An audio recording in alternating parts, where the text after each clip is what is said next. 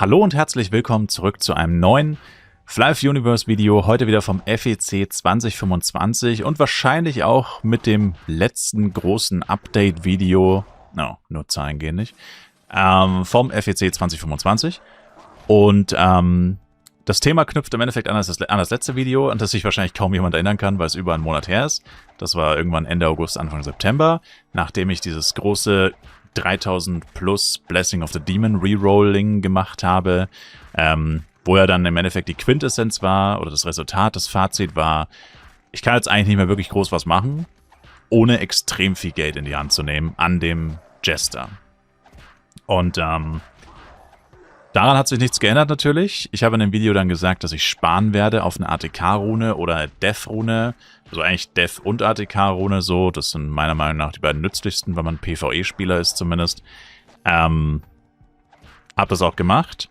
Und wir stehen gerade so bei knapp über 40.000 F-Coin angespart. Angelegt in X-Product, Orichalcum und dann noch ein paar andere Products und so. So ein paar Reste, 3 Ultimate Bonus Scrolls habe ich auch noch. Also alles chillige Items, die man auch easy mit auf Burudeng nehmen kann. Alles davon wird transferiert, bis auf die Orichalcum. Dazu komme ich gleich. Das meiste davon wird transferiert, sagen wir es so. Oder ich kann es halt benutzen. Und das würde halt die Orichalcums betreffen. Ich habe ja gesagt, das andere, was noch offen wäre, wäre neben den A-Karten auf dem Jojo. Da bin ich gerade bei 8 von 10 A-Karten. Kommt auch leider keine mehr dazu wahrscheinlich. Aber ja, ist jetzt nicht so schlimm. 8 von 10, das passt schon. Also ich bin auf jeden Fall nicht bereit, eine Fawn A zu kaufen. Das ist für mich persönlich Geldverschwendung, weil man die ja sowieso früher oder später irgendwann gratis bekommt durch Dungeon Runs. Das heißt, die einzigen beiden Optionen waren letztendlich Schmuck plus 5 upgraden, was auch nicht so viel Sinn ergibt, weil ich schon ein komplettes Ultimate Champion Schmuck plus 5 Set habe auf Burudeng. Also ist das eigentlich auch nicht so super sinnvoll. Aber mein zweites ist jetzt auch nicht so schlecht, wenn man hat. Kann man halt mehr Chars damit ausrüsten, beziehungsweise kann man ein bisschen fauler sein beim Rumtauschen. Ich bin sowieso kein Fan von die ganze Zeit Equipment hin und her tauschen. Wenn da schon mal 5 Items nicht mehr hin und her getauscht werden müssten, wäre das tatsächlich ziemlich angenehm. Also würde ich jetzt nicht Nein zu sagen. Aber das natürlich ein bisschen teuer ist, für ein bisschen Quality of Life, ja, ein paar zigtausend F-Coin auszugeben. Keine Frage. Aber ist ja auch egal, lange Rede, kurzer Sinn. Die beiden Optionen, die ich hatte, waren ATK und Death-Rune. Oder besser gesagt ATK oder Death-Rune in dem Bereich was zu holen. Oh, Power ist 10 gedroppt. Nice, bei einem normalen Monster, let's go. Oder eben Schmuck plus 5. Und im Endeffekt habe ich mich so aufgestellt, dass ich letztendlich auf beides hinarbeite. Wenn das mit den Runen nicht klappt, kann ich meinen Schmuck plus 5 machen. Und das Ergebnis ist jetzt aber nach 1,5 Monaten Sparen. Ich habe ja gerade gesagt, das letzte Video war Ende August, Anfang September, so in dem Bereich. Das ist also über einen Monat, knapp 1,5 Monate her. Und wie ich es gerade auch schon gesagt habe, ich bin bei knapp über 40.000 F-Coin. Eine ATK-Rune, kostet leider deutlich mehr. Und entsprechend habe ich es halt nicht geschafft. Und es wird jetzt halt in den letzten paar Tagen auch sich daran höchstwahrscheinlich nichts ändern. Also ich meine, ich bin realistisch. Ich bin jetzt nicht pessimistisch, ich bin einfach nur realistisch. Ich müsste halt legit mehrere Lusakas Crystal-Waffen droppen, von denen ich ja immer nur 1/8 bekomme. Also selbst wenn wir jetzt eine Axe droppen, dann sind das ja trotzdem nur, keine Ahnung, ich weiß keine Ahnung, was sie gerade wert ist. Irgendwie irgendwas in dem 45, 50 Bereich oder so. Ist ja auch egal, dann sind das halt, keine Ahnung, ein paar tausend F-Coin, aber dann bin ich halt bei 50.000 F-Coin. Leider kostet eine ATK-Rune halt deutlich mehr.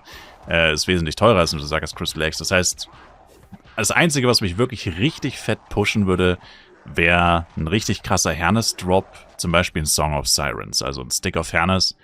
Der hat die Macht, tatsächlich alleine so viel wert zu sein, dass das tatsächlich schon einen riesigen Unterschied macht, weil den alleine kannst du für über 20.000 F-Coin wahrscheinlich verkaufen. Das wäre ein Push in die richtige Richtung. Aber wie wahrscheinlich ist das? Vor allem und in Anbetracht der Tatsache, dass wir nicht mal mehr 10 Tage haben. Und ich habe auch keine Red Flask mehr, das heißt, meine Droprate ist auch noch verringert, weil ich nur noch mit der Penya Flask rumlaufe und Bosse töte und so. Das heißt, wenn man mal realistisch ist, das wird einfach nicht passieren. Von dem her muss man sich von dem Gedanken einfach verabschieden, dass es mit der ATK-Rune noch was wird. Vor allem das Lustige ist, selbst mit einem Song of Sirens wird es, glaube ich, immer noch nicht reichen. Bei der ATK-Rune bin ich mir zwar auch nicht sicher, die Preise sind ja echt komisch. Das schwankt ja wirklich mal um 10 Milliarden von Woche zu Woche oder so. Aber mein letzter Stand war irgendwas im 80 bis 90er Bereich. 80 bis 90 Milliarden. Und ja, selbst mit einem Stick of Fairness wird es dann wahrscheinlich immer noch nicht ganz reichen. Da würden dann immer noch 10 Milliarden oder so fehlen. Also, es ist richtig crazy. Also, man müsste hier wirklich auf die absoluten Max-Wins hoffen. Entweder mehrere Dosakas Crystal-Waffen, was nicht so unwahrscheinlich ist. Ich meine, wenn du jetzt, keine Ahnung, jeden Tag 5 Runs machst, kann in einer Woche, da können 3 Waffen droppen. Aber es kann halt auch einfach keine Waffe droppen. Es ist sogar wesentlich wahrscheinlicher, dass keine Waffe droppt, als dass 3 Waffen droppen. Dann müssten es auch noch 3 gute sein. Man kann eigentlich fast sagen, es müssten eigentlich 3 Äxte sein. Oder eben zum Beispiel Song of Sirens oder mehrere Herneswaffen, 2 Äxte und ein Staff oder so. Also lauter unwahrscheinlich, noch unwahrscheinlicher als das, was ich davor gesagt habe. Also, ja, wird einfach nicht passieren. Das heißt, von dem Gedanken ATK-Rune muss ich mich jetzt so langsam verabschieden. Und es stellt sich ja die Frage, was machen wir stattdessen? Es bleibt jetzt halt nicht mehr viel Zeit, um groß umzulenken. Logischerweise habe ich einfach bis zum Schluss believed oder halt weiter gegrindet. Ich meine, was bleibt einem anders übrig, als jeden Tag weiter zu schuften sozusagen. Bis ich jetzt eben knapp 2 Wochen vor Ende, 10 Tage vor Ende sage, naja, jetzt ist vorbei. Es ist einfach nicht passiert. Es sollte nicht sein, wie auch immer. Nicht genug Glück gehabt oder was auch immer man dazu sagen möchte, ist eigentlich egal.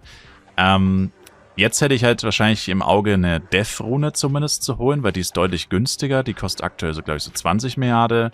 Das wären in Anführungszeichen nur, ich weiß gar nicht ganz genau, wie gesagt, das schwankt ja so krass, aber keine Ahnung, so 17.000, 18.000 F-Coin, sowas in dem Bereich. Ja, 18.000 sowas. Das heißt, davon müsste ich halt ungefähr die Hälfte, bisschen weniger als die Hälfte meiner Ersparnisse opfern. Und wäre halt aber irgendwo meiner Meinung nach trotzdem sinnvoll. Es gibt aber tatsächlich noch eine andere Option. Die andere Option wäre tatsächlich all-in Ultimate Jewel Boxen zu gehen. Jetzt doch noch sozusagen. Und einfach probieren, selber die ATK und Death-Rune zu ziehen. Das ist allerdings für mich keine richtige Option. Das ist natürlich die Option, die alle sehen wollen. Aber ich muss ganz ehrlich sagen, das ist einfach zu riskant, weil ich meine, ich habe jetzt selber schon einige Ultimate Jewel Boxen geöffnet. Für mich selbst zwar tatsächlich nur so, keine Ahnung, 50 oder so insgesamt, all-time, was echt wenig ist, ich weiß. Aber auch mit anderen Leuten mit eingerechnet waren es halt schon so, ich glaube, knapp 800 alles in allem. Was auch nicht sehr viel ist, zugegebenermaßen. So ultra viel ist das gar nicht. Hört sich zwar viel an für eine Einzelperson, aber ja, mal ist auf mehrere Openings verteilt auf jeden Fall. Ist jetzt auch nicht so viel. Trotzdem kann ich halt aus der Erfahrung sagen, die ich bis dahin gemacht habe, man muss auf jeden Fall fett reinlacken. Und das größte Problem bleibt halt einfach, dass du nicht kontrollieren kannst, welche Rune du bekommst. Und du kannst ein super lucky Opening haben. Und wie immer in Flyve, obwohl du Glück hast, trotzdem Pech haben. Das ist ja mein persönliches größtes Problem mit Flyve Universe vor allem. Nicht, dass es in Flyve PC wirklich besser war, davon mal abgesehen. Aber mein größtes Problem heutzutage ist wirklich dieses, du hast Glück, aber irgendwie dann auch wieder Pech. Dass das Glück relativiert.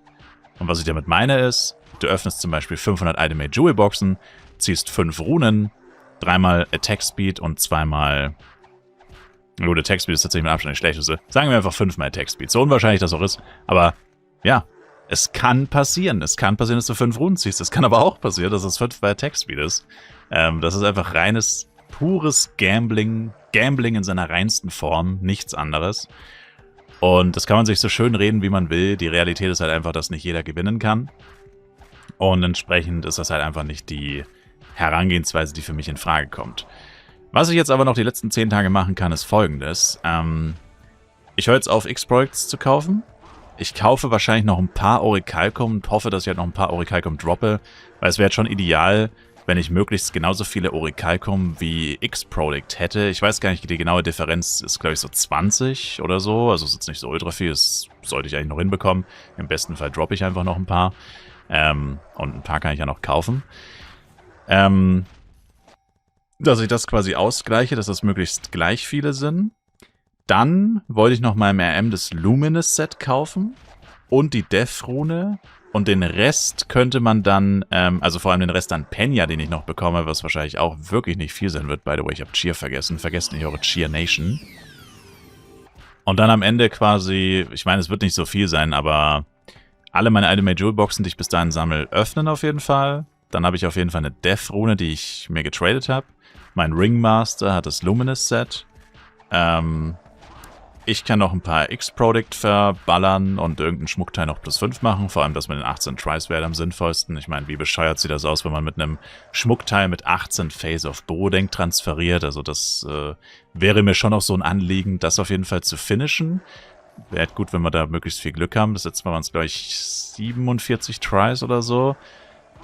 Naja, doch, 47 müssen, oder 44. 44 oder 47, irgendwas im 40er-Bereich. Ist okay, glaube ich, weil es weder Glück noch Pech involviert. 18 Phase sind, wie gesagt, schon drauf. Das heißt, im besten Fall sind es so um die 30. Schlimmstenfalls vielleicht 40. Aber das, wie gesagt, ich habe eigentlich genug gespart. Heißt also, mein finaler Transfer wäre dann so: Death-Rune, 2 Ultimate Champion Schmuckteile +5. Wie gesagt, das ist eigentlich vollkommen egal, weil ich habe schon komplett Schmuckset +5. Also das war von vornherein eigentlich, ja, keine so gute Idee. Muss man nicht anders sagen, aber ist ja einfach nur just for the Lloyds, der FEC-Server. Letztendlich habe ich ja alles erreicht, sozusagen, also meine Mindestziele auf jeden Fall erreicht. Die ATK-Rune wäre halt die richtig fette Kirsche on top gewesen.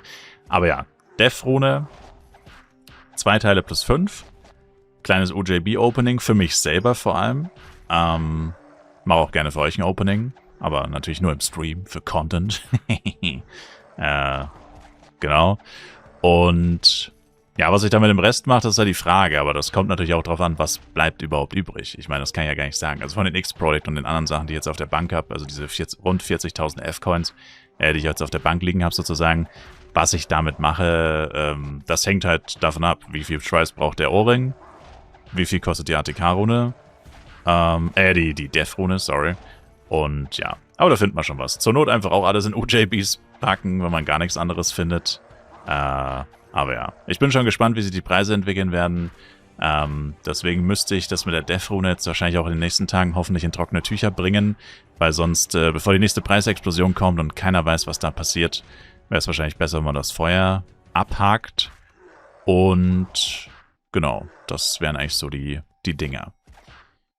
Ja, und wie gesagt, wenn nichts abnormal Krasses nochmal passiert, dann war das letzte große Update-Video jetzt vorm FEC. Was vorm Ende vom FEC noch kommt, ist auf jeden Fall nochmal eine Server-Rundschau, denke ich. Einfach nur um zu gucken, um nochmal final einzufangen, was der FEC eigentlich so den normalen Servern antut, hätte ich noch geplant. Klingt so schlimm, aber naja, ist es ja irgendwo auch letztendlich. Also zumindest für die Leute, die nicht auf dem FEC spielen, ist ja schon irgendwie nicht so geil die Zeit. Dann auf jeden Fall noch ein letztes klitzekleines Ranking-Update-Video, beliebteste Klasse vom FEC. Und dann natürlich am Samstag, aber da mache ich auch nochmal ein extra Ankündigungsvideo, weil das vergessen die Leute sonst wieder, weil das ja erst Dienstag. Ein kleines Ankündigungsvideo über das Upcoming Tournament am Samstag, das FEC-Finale, $110.000 E-Sport-Turnier. Was auch schon wieder ein bisschen chaotisch ist, weil irgendwie stand da ja, jeder Streamer kann 20 Codes verlosen. Ich habe jetzt mehr oder weniger erfahren, dass es nicht 20 sind, aber gut, da reden wir dann auch nochmal drüber. Aber auf jeden Fall gibt es da was zu gewinnen, es gibt was gratis und genau, das sind eigentlich so die Dinger, die noch anstehen vor dem Schluss. Am 23.10. übrigens, das wird auch jeden Tag 5-mal gefragt, wann jetzt FEC-Ende ist. Ist crazy, wenig Leute das wissen, aber gut, man muss halt auch dazu sagen, ursprüngliches Ende war ja auch 1.10. und diese kleine Verlängerungsankündigung, die war ja auch wirklich leicht zu übersehen tatsächlich.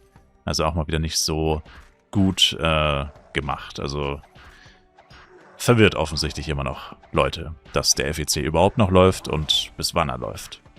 Danke euch auf jeden Fall fürs Zuschauen. Lasst auf jeden Fall ein Like, Kommentar, ein Abo auf dem Video. Schaut gerne im Livestream vorbei. Beide Livestreams, 24/7 und normal. Twitch-Links dazu in der Videobeschreibung. Und dann sehen wir uns im nächsten Flive Universe Video wieder. Bis dahin, haut rein, macht's gut und ciao, ciao.